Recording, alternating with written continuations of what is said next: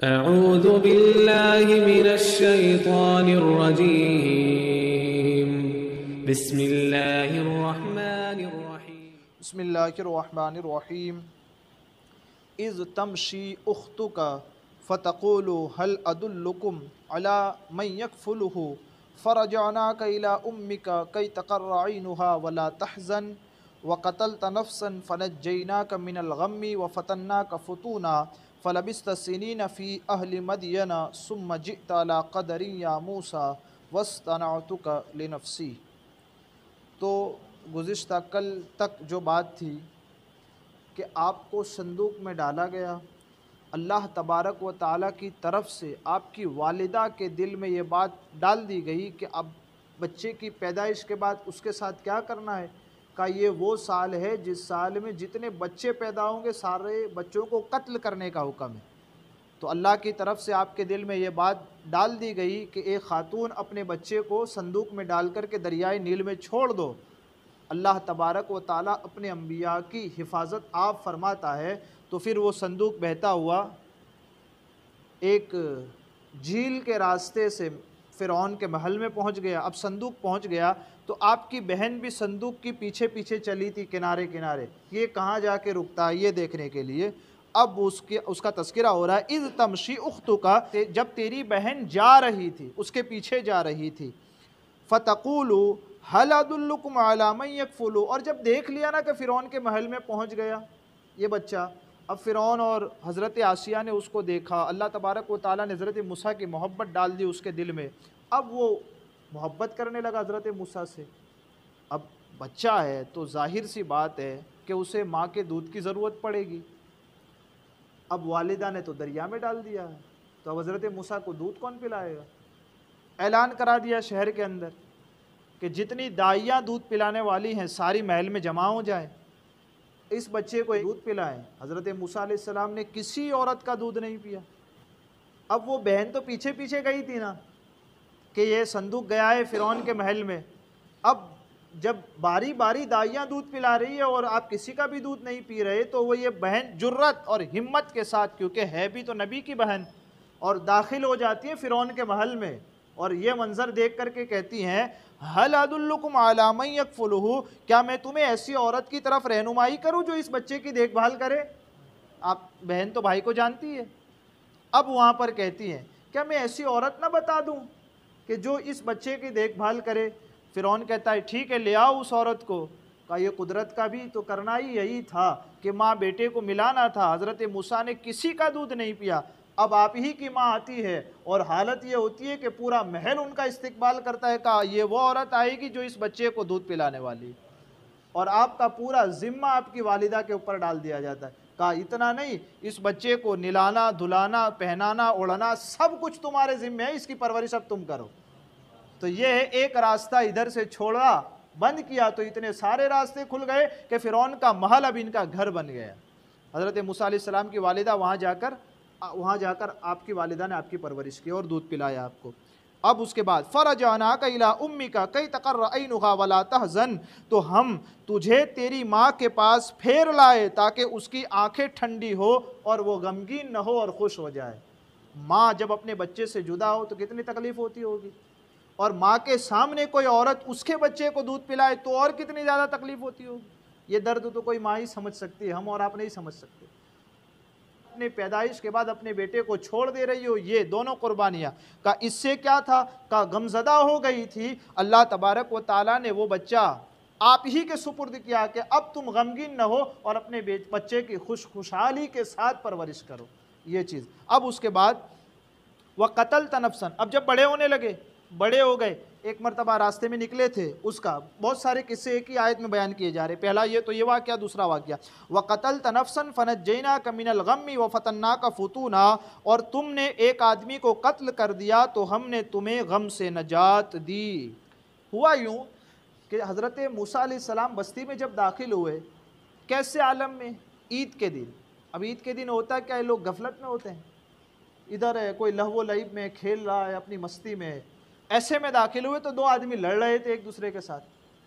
اس میں ایک تھا حضرت موسیٰ علیہ السلام سے محبت کرنے والا، دوسرا تھا حضرت موسیٰ علیہ السلام سے نفرت کرنے والا. مطلب ایک فرعون ہی تھا اور ایک بنی اسرائیل تھا، دونوں آپس میں لڑ رہے تھے. جھگڑا کس بات پر ہو رہا تھا؟ یہ فرعون کے بادشاہ کا فرعون جو بادشاہ ہے اس کا غلام تھا. اب بادشاہ کا غلام ہے تو تھوڑی سی اکڑ رہتی ہے. اب وہ بنی اسرائیل کو کہتا ہے کہ یہ لکڑی کا گٹھر اٹھاؤ، باورچی خانے میں پہنچاؤ، اجرت کچھ نہیں دوں گا، ظلمن زبردستی تم کو اٹھانا ہے. اب جب یہ دونوں کی بات بڑی تو حضرت موسیٰ علیہ السلام جب آ رہے تھے نا تو اس نے کہا میری مدد کرو. 20ویں پارے میں اس کا پورا تذکرہ ہے. وَدَخَلَ الْمَدِينَةَ عَلَىٰ حِينِ غَفْلَةٍ مِّنْ أَهْلِهَا فَوَجَدَ فِيهَا رَجُلَيْنِ يَخْتَتِلَانِ هَٰذَا مِنْ شِيعَتِهِ وَهَٰذَا مِنْ عَدُوِّهِ. ایک ان کا چاہنے والا، دوسرا ان کا دشمن. یہ دونوں لڑ رہے تھے نا آپس میں. حضرت موسیٰ علیہ السلام کو بلایا گیا. حضرت موسیٰ علیہ السلام جاتے ہیں اور اس کو سمجھاتے ہیں یہ ظلم ہے، یا تو تم اس کو اجرت دے دو یا تو اس کے پاس کام مت کرواؤ. اب وہ حضرت موسیٰ علیہ السلام کو گالی دینے لگا. حضرت موسیٰ علیہ السلام نے ایک گھونسا مارا، وہیں مر گیا. مارا خالی اس لیے تھا کہ اس کی اصلاح ہو جائے، لیکن وہ پڑا اتنے زور سے کہ مر گیا. بعض مفسرین نے لکھا پیچھے مارا تو اس کی دل کی دھڑکنیں رک گئی آگے سے، تو مر گیا. اب جب مر گیا اور یہ بات پتہ چلی فرعون کو کہ کل ہمارے ایک آدمی کو، ملازم کو مار دیا گیا ہے، اور وہ آدمی کھلے عام شہر میں گھوم رہا ہے جس نے میرے ملازم کو مار دیا. کہا اس کو پکڑ کے لاؤ. اب اگر وہ پکڑا جائے تو اس کو بھی قتل کر دیا جائے گا. اب ڈر تھا کس چیز کا؟ کہا میرے پکڑے جانے کا، اور میں جس کام کے لیے مجھے منتخب کیا، سچائی کی دعوت اور تبلیغ، نبوت و رسالت اور اعلان اللہ کی طرف آؤ، اس کا کہا وہ کام نہیں ہو پائے گا، اور یہاں تو میری پکڑ ہو جائے گی اس چیز سے. تو وَقَتَلْتَ نَفْسًا فَنَجَّيْنَاكَ مِنَ الْغَمِّ وَفَتَنَّاكَ فُتُونًا. اور تم نے ایک آدمی کو قتل کر دیا تو ہم نے تمہیں غم سے نجات دے دی. کہا اب یہاں ٹھہرنا ہی نہیں ہے. کہا کیا کرو؟ کہا مصر میں رہتے ہو، مدین کی طرف ہجرت کر کے چلے جاؤ. وَفَتَنَّاكَ فُتُونًا، کہ اور تمہیں اچھی طرح آزمایا. فَلَبِثْتَ سِنِينَ فِي أَهْلِ مَدْيَنَ، پھر تم کئی برس مدین والوں میں رہے. تھے مصر والے، تھے مصر کے باشندے، رہنے والے، لیکن جب یہ معاملہ پیش آیا آپ نے راتوں رات شہر چھوڑ دیا اور آپ مدین میں چلے گئے. اس سے بات سمجھ میں بھی آتی ہے، جب ہماری جان پہ بن پڑے دین کی وجہ سے. حضرت موسیٰ علیہ السلام کو یہ ڈر نہیں تھا کہ میں مار دیا جاؤں گا. حضرت موسیٰ علیہ السلام کو یہ ڈر نہیں تھا. ڈر کیا تھا؟ کہ تبلیغ اور دین کا جو کام میرے ذمے وہ کام نہیں ہوگا. کیا کیا؟ کہ شہر چھوڑ دیا. ہمارے اور آپ کے لیے بھی یہ ذمہ داری یہاں سے. حضرت موسیٰ علیہ السلام کے اس فعل سے ہمیں یہ سمجھ، کمپرومائز نہیں کرنا ہے. کمپرومائز کر لیں گے تو کہا یہ تو دین کے ساتھ سمجھوتا کیا. اب دین کے ساتھ سمجھوتا کیا، پھر تیری زندگی کا فائدہ، تیری زندگی کے جینے کا، جب تم نے اللہ اور اس کے رسول کے ساتھ کس کا سمجھوتا؟ غلط خدا کا سمجھوتا جب تم نے سچے خدا کے ساتھ کر لیا، پھر اس زندگی کا تو کوئی لینا دینا ہی نہیں. حضرت موسیٰ علیہ السلام نے بتا دیا کہ یہاں نہیں، مصر میں نہیں رہے، ان کا مدین چلے جائے. جہاں کوئی نہیں پہچانتا حضرت شعیب علیہ السلام کے علاقے میں چلے گئے. مصر کا جتنا، مصر مطلب فرعون کی حکومت جتنے زمین پر تھی ساری زمین سے حضرت موسیٰ علیہ السلام نکل گئے اور حضرت شعیب علیہ السلام کے گھر گئے. یہاں بھی اللہ تبارک و تعالیٰ نے ایک متعین فکس ٹائم کیا تھا، اتنی مدت تک حضرت شعیب علیہ السلام کے پاس رہے. اچھا حضرت شعیب علیہ السلام کے پاس کیوں رہے؟ کوئی اور شہر نہیں تھا جس میں جاتے اور رہ جاتے. یہاں مفسرین فرماتے ہیں کہ بچپن سے لے کر یہ جو جوانی تک کا عالم تھا یہ کس کے یہاں گزارا ہے؟ فرعون کے پاس. فرعون ہے کون؟ کب بری خصلت والا. حضرت موسیٰ علیہ السلام کون ہے؟ کہ اچھی خصلت والے. کہ اچھی خصلت والا بندہ بری خصلت والے کے یہاں کئی سال تک رہا. کہ اچھا انسان ہے، نبی ہے، اور برے آدمی کے گھر پر تھا. اب اچھے کی صحبت کی ضرورت تھی تو کہا نبی ہے تو صحبت عام بندے کی نہیں دی جائے گی، صحبت بھی نبی کی دی جائے گی. کہا میرے بندے حضرت شعیب کے پاس جاؤ اور ان کے یہاں صحبت اختیار کرو ان کی. پھر آپ کے پاس رہتے 8 سال تک بکریاں چراتے ہیں. اب ایک لمحے کے لیے یہاں رک کر کے سوچئے، ایک وہ آدمی جس نے اپنی بچپن سے لے کر جوانی محل میں گزاری ہو، عیش و آرام میں گزاری ہو، محل میں گزاری ہو، دوسرے ایک ہی جھٹکے کے اندر اسے بکریاں چروا دی جاتی ہے 8 سال تک. کیسی گزر رہی ہوگی اور کیسا برداشت کیا ہوگا. ہمارا جاب چھوٹ جائے اور ایک دن اگر ہم کو کہا ہے بازار میں جا کر 300 روپے میں بوریاں اٹھاؤ تو ہم کہتے ہیں وہ تو کبھی مر جاؤں لیکن نہ کروں. یعنی کہ انبیاء سے بڑے ہو گئے ہو. انبیاء سے ہماری اور آپ کی عزتیں بڑھ گئی ہے کیا؟ 8 سال تک حضرت شعیب علیہ السلام کی بکریاں چرائی ہے، اور جیسا حضرت شعیب علیہ السلام نے کہا ویسا کیا. کہا پھر اب کہا میری بیٹی کے ساتھ شادی کرنی ہے، کہا کریں گے. کہا 2 سال اور ملازم بنو. پھر 2 سال اور ملازمت کی. اس کے بعد حضرت شعیب علیہ السلام کی بیٹی سے شادی ہوئی آپ کی، اور آپ کی بیوی کو آپ اپنی بیوی کے ساتھ آپ چلیں لے کر کے.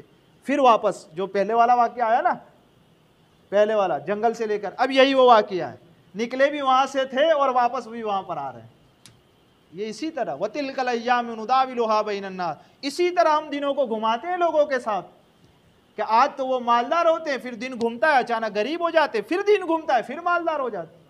کہ نکالے گئے تھے مصر سے، مدین گئے، پھر اللہ تبارک و اکیلے گئے تھے، بیوی بچوں والے ہو گئے، پھر اسی شہر کے اندر آ کر کے اللہ نے بسا بھی دیا. اگر دین کے لیے تم نے جگہ چھوڑی ہے، اللہ تعالیٰ بہتر بنا کر کے تمہیں پھر اسی جگہ پر کامیاب کر دے گا. ہم یہاں نہیں تھے، پھر 700 سال ہم ہی تھے. آج ہم نہیں ہیں، پھر ہم ہی ہوں گے. سمجھ جاؤ میری بات کو، تو بہت بڑی بات ہے. سمجھ گئے؟ یہ ہم نہیں کہہ رہے، یہ قرآن بتا رہے ہیں ہم کو. کیونکہ تم نے اور ہم نے ہجرت کیوں کی ہے؟ کہ ہمارے اپنے فائدے کے لیے نہیں کی، تم نے دین پر عمل کرنے کے لیے کی ہے. دین کسی کا ادھار نہیں رکھتا. اچھائی کی ہے تب بھی دے دیتا ہے، برائی کی ہے تب بھی ملے گا. تم کو ملے گا مطلب ذلت ملے گی. دین کے ساتھ کھلواڑ کیا ہے تو ذلت ملنی ہے، دین کے ساتھ اچھا کیا ہے تو عزت ملنی ہے. حضرت موسیٰ علیہ السلام کو ملی. اور اس کے بعد فی اہل مدین ثم جئت علی قدر یا موسیٰ، پھر ایک مقررہ وعدے پر پھر تم حاضر ہو گئے. ایک مقررہ وعدے پر تم حاضر ہو گئے. کہا کیا تھا؟ کہا اب تم جوان ہو گئے، اب تبلیغ کرو.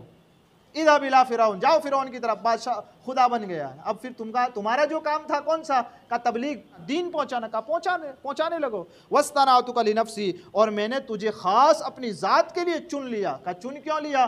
کہ لوگوں کے اندر وہ صلاحیت نہیں تھی کہ جو میری بات پہنچاتے. میں نے تمہیں عوت سے مالا مال کیا، سرفراز کیا، اور تمہارے ذمے یہ کام کیا کہ میرے حکام جو تم تک آتے ہیں تم لوگوں تک پہنچاؤ. ہمارے کہنے آپ کے سننے میں آمدن سہون کوئی خطا ہوئی ہو، اللہ عز و جل اپنے حبیب کے صدقے اسے معاف فرمائے. استغفر اللہ ربی من کل ذنب و اتوب